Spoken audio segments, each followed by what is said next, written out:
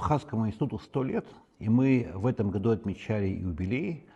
Неоднократно мы обращались в администрацию президента, чтобы отремонтировали здание. В таком плачевном состоянии находится институт, и тем более после возгорания в городе позапрошлом году, и у нас, у всех, в общем, возник такой страх появился, что это историческое здание ни в коем случае нельзя было, конечно, так и оставить.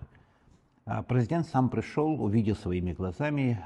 Тут уже, наверное, лет 60 не меняли электропроводку. Он выделил часть института, где самые опасные были места, отремонтировали. Кабель поменяли. Теперь смело можно включать кондиционеры, компьютеры и печки. Мы очень благодарны. И плюс на открытие нашей конференции на всеуслышание объявил, и все наши гости были рады, что не то что отремонтировать, отреставрировать, потому что здесь есть уникальные росписи, да, вот даже и двери, и стены. Это говорит о том, что не просто вот здание современное, более 100 лет, с каким вкусом было сделано.